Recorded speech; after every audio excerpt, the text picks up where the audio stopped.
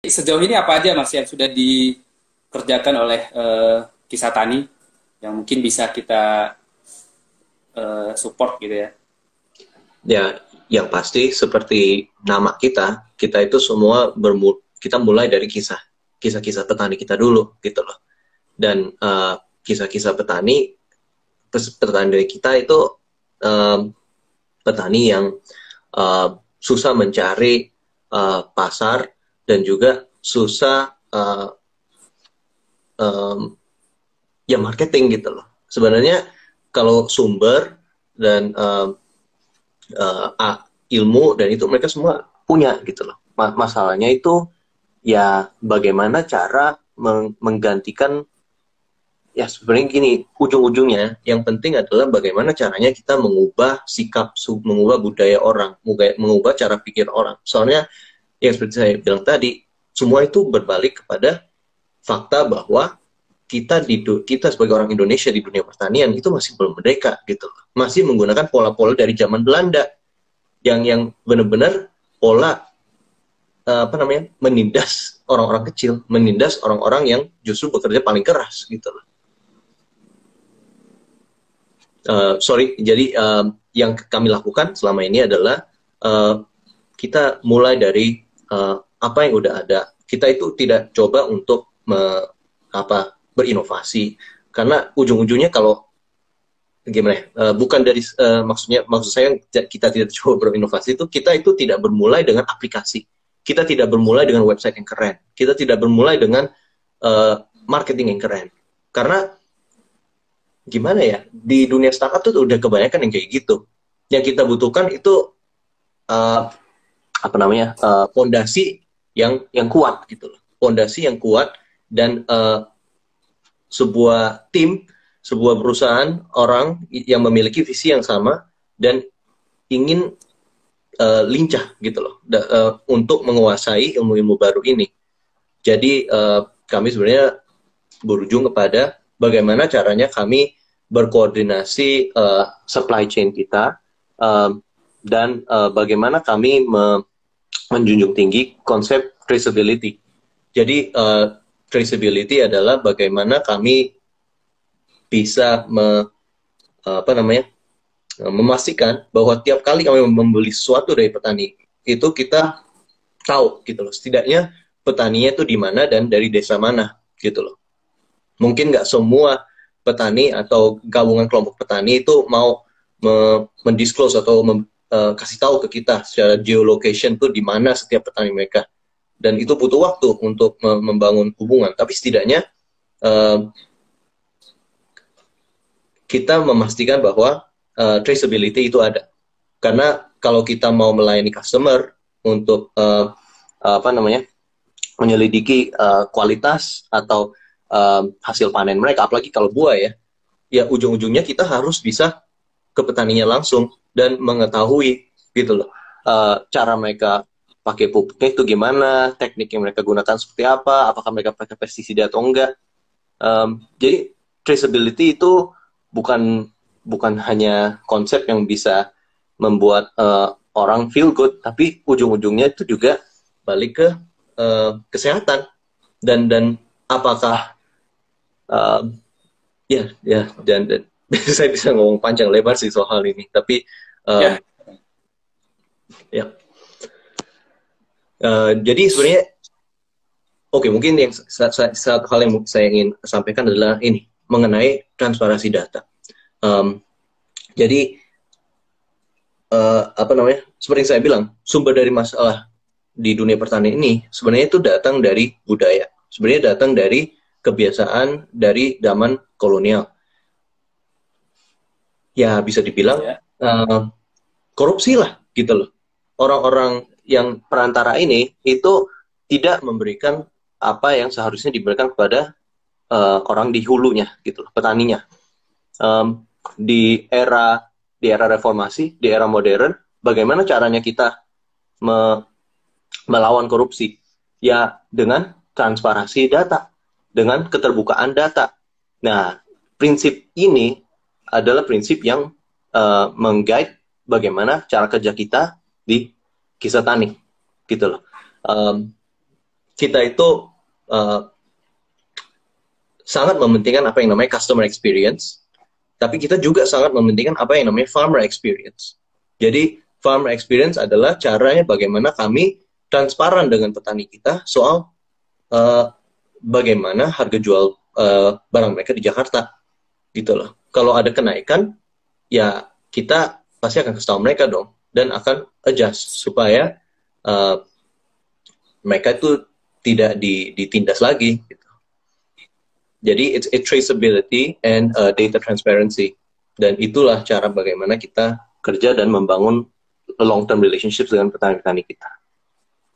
Kan ada tantangannya ya, terutama untuk hasil-hasil tani ya, yang hortikultura itu kan lifetime-nya kan biasanya pendek ya, paling beberapa hari gitu. Jadi artinya itu nggak bisa kita stok dalam jangka waktu lama.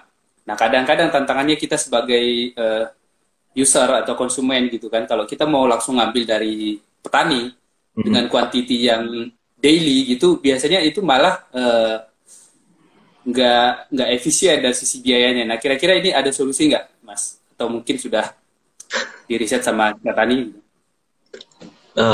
Ujung-ujungnya orang tuh harus bisa adjust ke pola bulk, pola volume yang ke pasar, dan pola direct to customer yang perusahaan-perusahaan kayak kami, kayak kita menawarkan. Pola yang straight to customer, dengan pola straight to customer nggak ada kayak apa utang-utangan, nggak ada orang yang nombok gitu loh.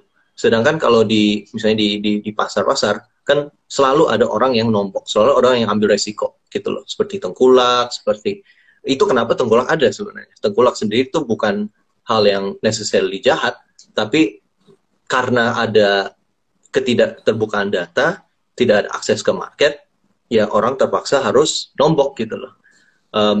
Tapi di era modern, di mana kita bisa langsung menjajaki pasar akhir, end customer-nya, sebenarnya kita juga bisa menggunakan link kita ke end customer itu untuk mengedukasi hulunya. Jadi hulu ke hilir ke hulu gitu loh paradigmanya. Jadi di petani-petani kita yang biasanya ngikut-ngikut tetangga-tetangganya apa yang lagi trending dijual di pasar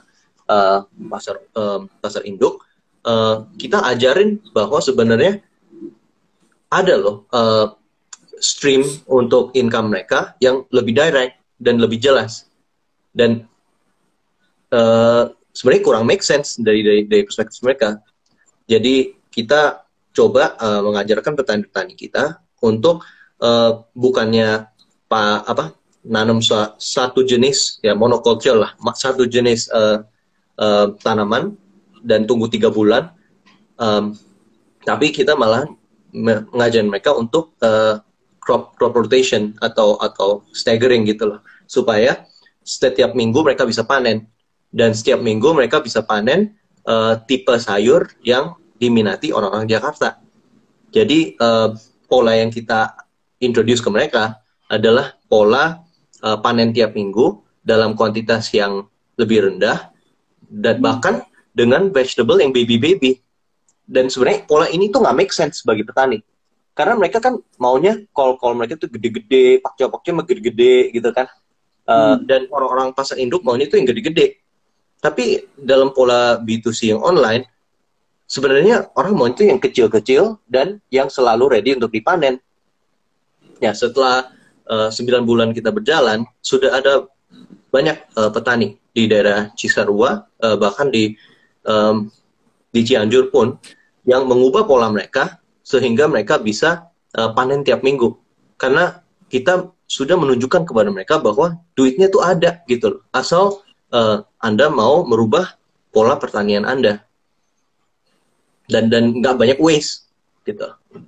Sesuai dengan namanya kan kisah tani, mungkin bisa diceritakan apakah ada beberapa kisah yang inspiratif mungkin dari petani-petani yang pernah di interview atau di survei oleh Kisah Tani itu, yang mungkin bisa membantu menginspirasi para pemirsa yang ada sekarang ini. Oke, jadi ada salah satu petani, partner petani kita namanya Pak Komar. Jadi awal-awalnya kita itu hubungannya sama dia sebagai supplier, beli langsung dari dia. Waktu itu kita beli cabai dan kol putih dan sawi putih dari dia. Dan tapi lama-kelamaan Pak Komar setelah karena dia sangat terbantu dengan kita, dia itu malah terinspirasi untuk ingin menerapkan sistem yang kita jalani bersama di tempat yang lain. Oleh karena itu, dia yang sekarang salah satu partner kita dalam menjalani proyek, dan dia juga jadi salah satu petani ahli kita. Tapi satu kisah yang menarik dari Pak Komar ini, itu waktu itu ada satu customer, ya, ibu-ibu di perumahan di Jakarta Barat yang komplain gitu loh tentang produknya Pak Komar. Bahkan dia komplain sampai nggak mau berlangganan sama kita lagi. Tapi kebetulan beberapa minggu setelah itu kita membuat sebuah interview dengan Pak Komar yang menjelaskan kisah beliau dan bagaimana beliau terbantu sama kisah tani, dan bagaimana beliau itu sebenarnya ingin sekali mengajarkan orang lain. Dia tidak pelit bagi ilmu. Dan setelah video ini keluar, kita sharingkan sama ibu-ibu ini, dan lucunya setelah ibu ini itu mengetahui tentang kisahnya Pak Komar, tidak hanya ya beliau jadi ngerti gitu loh, bahwa ini tuh bukan sekedar sayur yang murah atau sayur yang berkualitas, tapi di belakang setiap sayur itu ada story-nya gitu loh, ada petaninya. Yes. Dan ujung-ujungnya kenapa ibu ini itu terinspirasi, karena masukan dia ke Pak Komar itu sebenarnya membantu Pak Komar di panen berikutnya. Dan panen berikutnya itulah yang momen dimana ibu itu kembali berlangganan sama kita.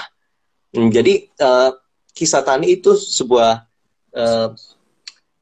kisah yang selalu bergerak dari yang selalu include hulu dan hilir gitu loh. Jadi kisah tani itu dari hulu ke hilir, bisa ke hilir ke hulu juga. Yes. Dan itulah visi kita. Kita ingin sekali supaya end customer, orang yang directly konsumsi sayur kita, itu bisa tahu sayurnya datang dari mana, dan bagaimana mereka bisa membantu agar lebih banyak sayur lokal yang bisa masuk ke dalam ekonomi kita gitu loh.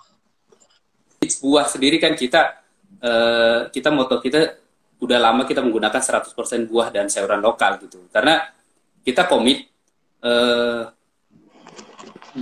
anggaplah dengan uang yang sama, dengan uang 100.000 misalnya, kita beli buah lokal dapat 10 kilo, buah impor juga dapat 10 kilo, anggap deh harganya sama, walaupun pada prakteknya sekarang kebanyakan lebih mahal buah impor kan. Anggap dengan harga yang sama kita mendapatkan barang yang sama.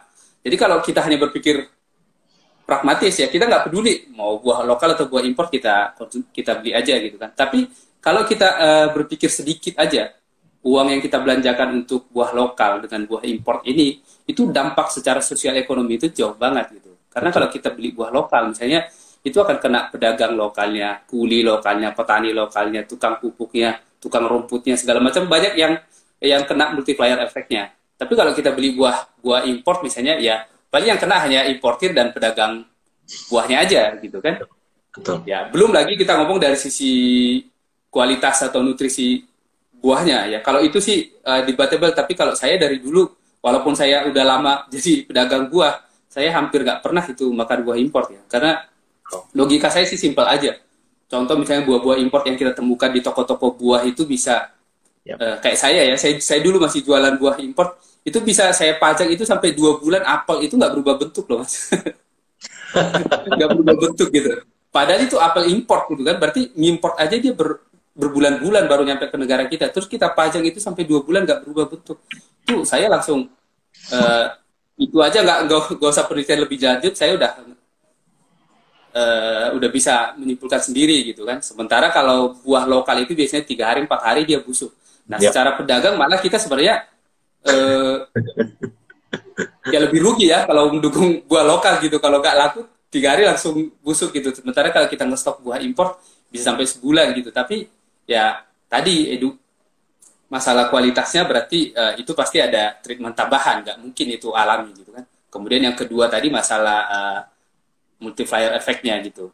Nah itu kira-kira ceritanya kenapa It's Buah kita mendukung menggunakan buah dan sayuran lokal, walaupun tantangannya kita memang itu yang saya tanyakan tadi ke Mas Andrew, kita belum banyak yang bisa langsung kita belanjakan langsung direct ke petaninya.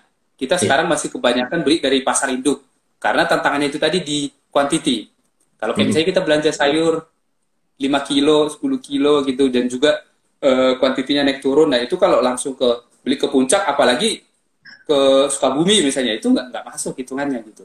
Nah ini mungkin tantangan bersama, kita bisa bikin kayak yang Mas Andrew bilang tadi, mungkin ada planning ya. Kalau sudah terprogram mungkin bisa dikumpulin beberapa customer gitu, jadi kita bisa planning, jadi bareng-bareng diangkut dari puncak misalnya ke Jakarta, tinggal didistribusikan, jadi masih lebih murah lah, masih bisa, petani itu bisa dapat harga lebih tinggi dibanding mereka serahkan ke tengkulak adanya gitu. Apa tantangan lain yang bro hadapi dalam memproduksi jus menggunakan buah lokal selain dari supply chain gitu? Ini juga apa ya, kalau sebenarnya dibilang ya buah lokal dan buah import itu, buah import itu kan cenderung dari sisi apa, penampilan, standarisasi itu dia lebih rapi lah, lebih, misalnya satu dus itu bahkan berapa biji, bukan hanya berapa kilo gitu, itu lebih standarnya lebih oke. Kemudian dari juga penampilan juga lebih menarik dan lebih terlihat lebih rapi sebenarnya. Jadi sementara kalau buah lokal kan kita ke pasar induk itu ya benar-benar kayak pasar gitu kan. Ya itu kadang-kadang tantangannya di situ. Tapi ya lagi-lagi yang tadi, selama kalau kita nggak dukung malah itu akan makin parah nantinya gitu. Jadi kebijakan kita, keputusan kita hari ini itu akan menentukan nanti berapa lama itu buah lokal akan, para petani-petani akan bertahan gitu.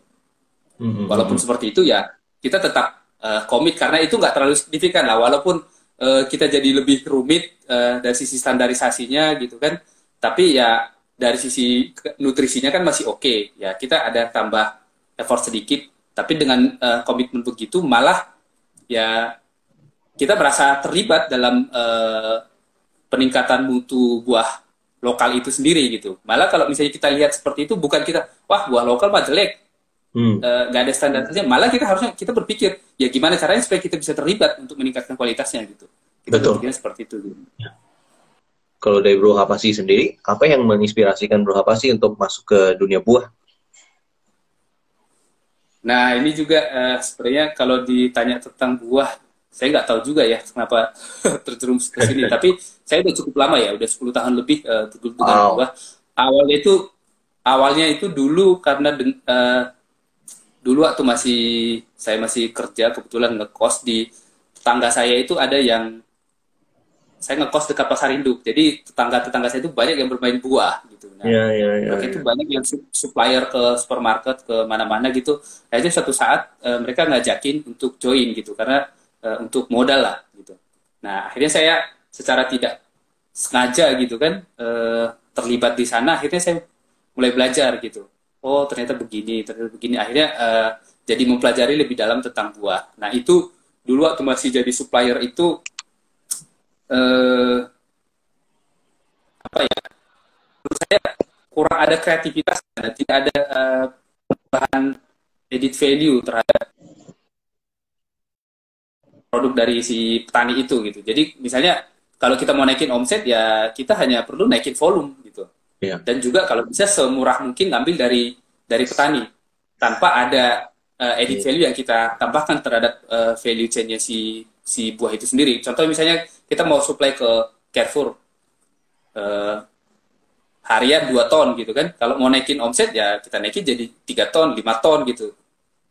Dan menurunkan harga beli gitu. Nah, saya akhirnya kenapa membuat It's Buah, paling nggak kita bisa meng-create sebuah produk yang menaikkan nilai dari si nilai akhirnya ya terhadap si buah itu sendiri. Akhirnya kita bisa juga menaikkan harga beli dari sisi petaninya nantinya gitu.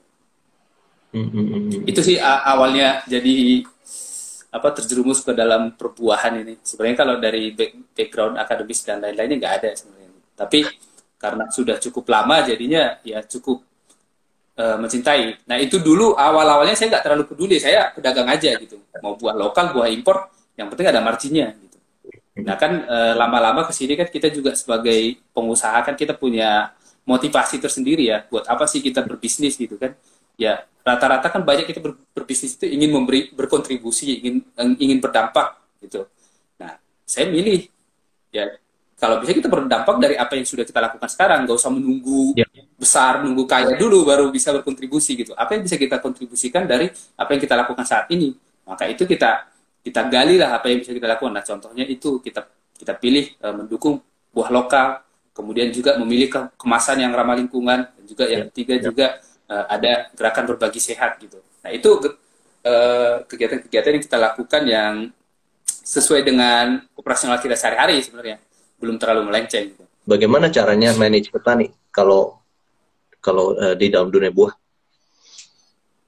apalagi yang di luar Jawa?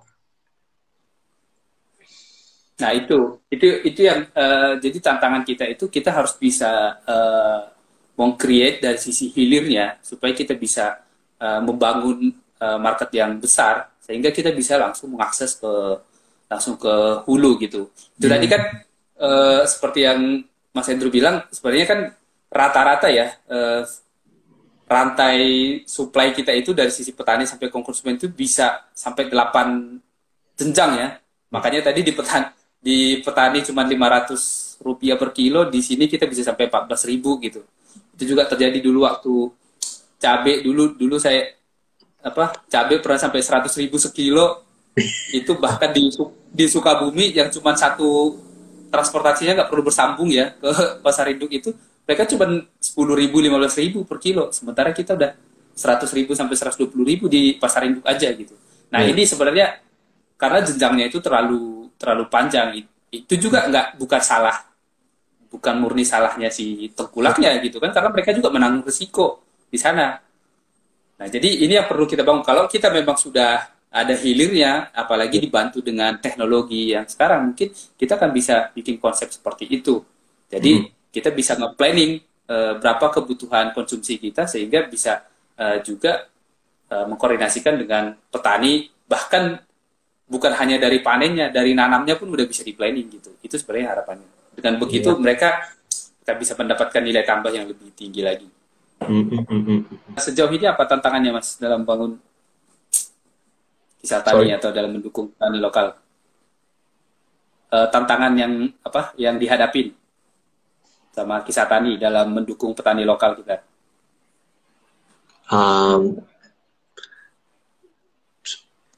Tantangan saya sebenarnya yang paling besar itu membangun tim yang memiliki mindset yang terbuka gitu loh. Karena kebanyakan tim kita kan dari puncak, dan kebanyakan malahan bukan latar belakang petani. Tapi kita semua dengan dalam waktu yang lumayan singkat ya memaksakan diri kita untuk mempelajari gitu loh dunia pertanian ini, dan bagaimana kita bisa membuat supply chain yang sangat efisien gitu loh, sehingga PO kita itu bisa setiap hari gitu. Tapi gimana ya, ujung-ujungnya itu bagaimana caranya agar orang itu perlahan demi perlahan meyakini bahwa sebenarnya ada gitu loh masa depan di pertanian, asal kita bisa dengan baik mensosialisasikan dan menjelaskan sebenarnya pola baru ini tuh seperti apa sih gitu loh. Soalnya selama ini orang tuh taunya pola yang lama. dan pola-pola baru yang lain itu juga termasuk pola-pola organik.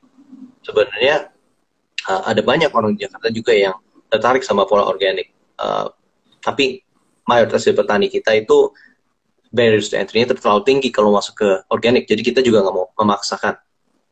Tapi kita juga partner sama petani-petani yang organik, sehingga mereka juga punya market yang lebih besar di Jakarta. Ya, jadi ya tergantung pilihan dari si customernya ya. Kita ada sama petaninya gimana Mas sejauh ini? Kan biasanya cukup menantang juga tuh. Sebenarnya gimana ya? Petani-petani seperti Pak Komar yang kita partner itu dia juga mulanya itu nggak bukan latar belakang SMK pertanian atau apa, tapi karena dia sangat otodidak, dia belajar banyak materi dia online dan dari petani-petani lain. Tapi salah satu DNA petani-petani kita adalah petani-petani yang tidak pelit membagikan ilmu sih. Dan petani-petani kita juga sering kita bantu kalau ada seminar, misalnya di daerah kita ada Smesco, dan di sana juga mereka melakukan pelatihan dan kita berkolaborasi dengan mereka supaya petani kita juga dapat akses ke ilmu-ilmu yang terbaru gitu. Kedepannya seperti apa Mas? Ada nggak mungkin di apalagi terutama dalam menghadapi ini ya after pandemi ini? Harapan kita di Kisah Tani sih ke depan agar kita bisa lebih punya dampak, bisa mengexpand network kita di hulu supaya petani-petani itu bisa menggunakan pola-pola yang sudah kita dapat dari customer untuk mereorganisasi pola penanaman mereka gitu loh. Jadi kita mau supaya data-data yang kita collect selama ini dan customer-customer yang sudah langganan sama kita menjadi basis buat menentukan tanaman apa aja yang mereka mau tanam gitu loh. Supaya kita misalnya nggak usah ambil dari petani-petani yang dari Cianjur atau yang dari Sukabumi, tapi lebih lokal gitu. Karena yang lokal yang punya yang kita punya partnership yang lebih kuat itu yang lebih mau nggak mau kalau kita berpartnership sama mereka kita bisa lebih transparan dan kita juga bisa lebih kasih input gitu soal pola cara menanamnya dan lain-lain. Ada yang bertanya gimana Mas biar warga biasa kayak saya bisa ngikut dukung petani lokal? Ini yang paling pilihannya ya bahan pangan lokal. Itu udah mendukung. Nanti kalau bisa belanjanya di Kisah Tani. Tapi ya dari secara prinsipnya dulu ya kita konsumsi buah atau bahan pangan lokal itu otomatis akan berpengaruh sampai ke hulunya nanti kalau kita secara pribadi dan komunitas kita punya kemauan apalagi sampai jadi gerakan gitu. Itu menurut saya itu udah mendukung ya. Mas andai-andai aja nih kita boleh berharap gitu kira-kira harapannya buat pemerintah misalnya gitu apa kira-kira yang bisa untuk mendukung petani lokal kita Mas ya anggap aja pemerintah ada di sini nih minimal mendengarkan mana ya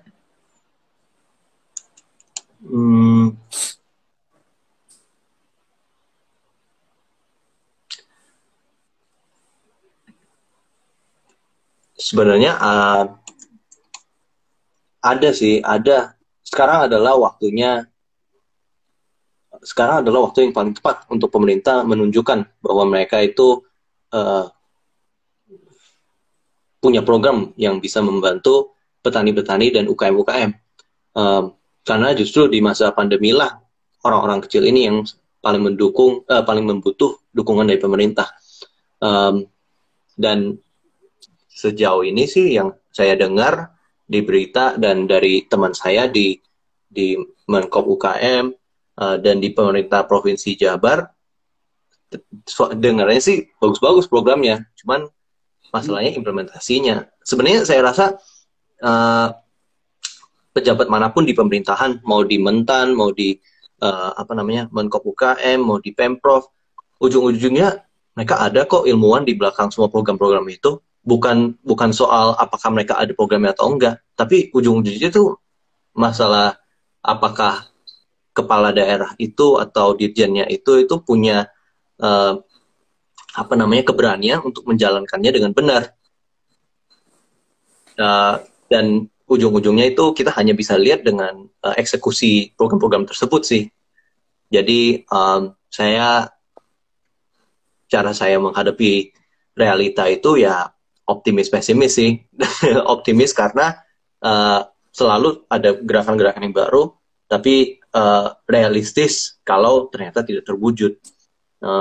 Saya sebenarnya salah satu panutan saya itu sebenarnya sih Gubernur Sulawesi Selatan sih, Prof Nurdin Abdullah. Kebetulan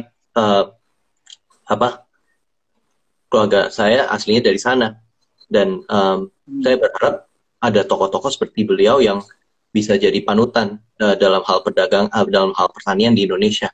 Karena kalau kita baca kisahnya si Prof NA dari Sulsel itu juga sangat menarik. Dia sebenarnya bukan hanya bupati pertama yang punya PhD, punya S3, tapi dia itu juga S3 di pertanian dari Jepang.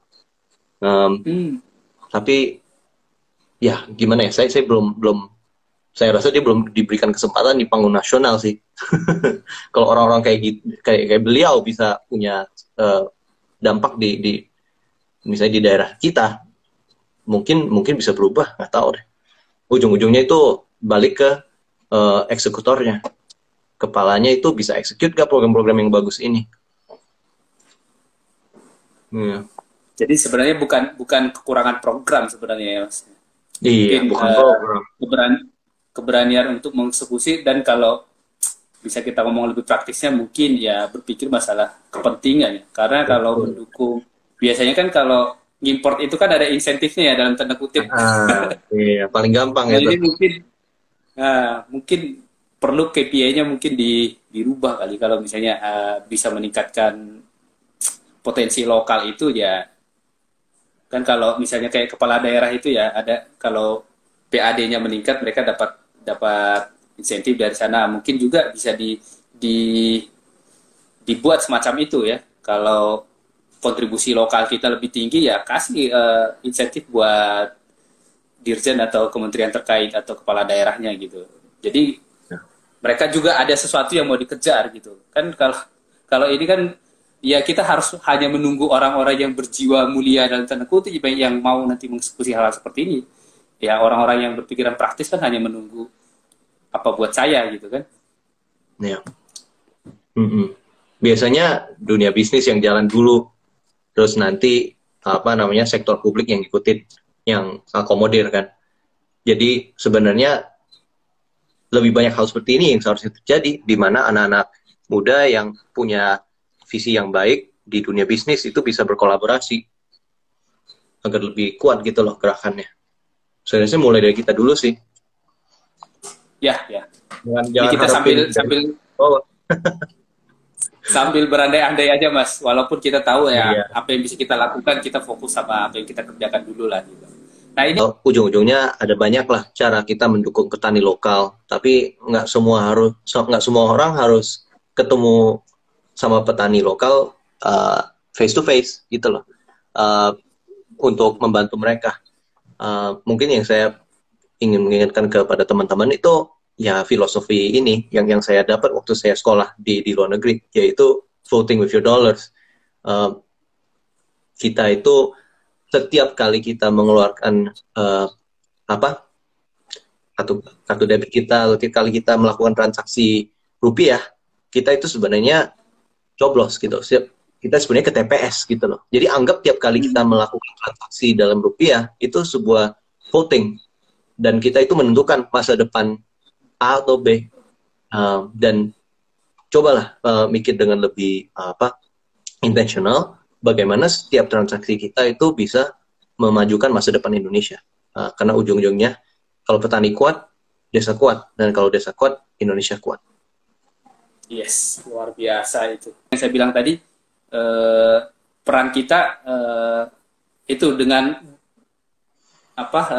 makna yang sama, mungkin dengan kalimat yang berbeda. Jadi sebenarnya hanya pengeluaran kita itu kita pilih, kita pikirkan mau keluarkan kemana. Dengan hanya menentukan pilihan itu sangat buat kita itu nggak terlalu, kita sama-sama dapat buah atau sama-sama dapat ayam misalnya gitu. Tapi dengan kita menentukan pilihan buat pangan lokal itu sangat berarti buat petani. Jadi kita nggak perlu harus sampai datang ke kampung, ke desa, ke petaninya untuk mensupport, menyemangati gitu. Tapi cukup dengan kebijakan kita sehari-hari itu sangat berpengaruh buat mereka. Dan satu lagi, kita nggak perlu membenci buah impor atau produk-produk impor, tapi kita dukung buah lokal dan produk-produk lokal. Karena kalau kita hanya dengan benci, belum tentu ada tindakan gitu. Tapi kalau kita dengan mendukung, itu sudah tindakan gitu. Itu dari saya mungkin nanti bisa kita lanjut lagi, kita bikin gerakan-gerakan yang bisa lebih besar lagi, yang bisa lebih berdampak buat mendukung petani lokal kita. Terima kasih banyak Mas Andrew, sukses terus buat Desa Tani. Siap, kita bangun kolaborasi yang lebih lagi ke depannya. Ya. Salam sehat, Mas.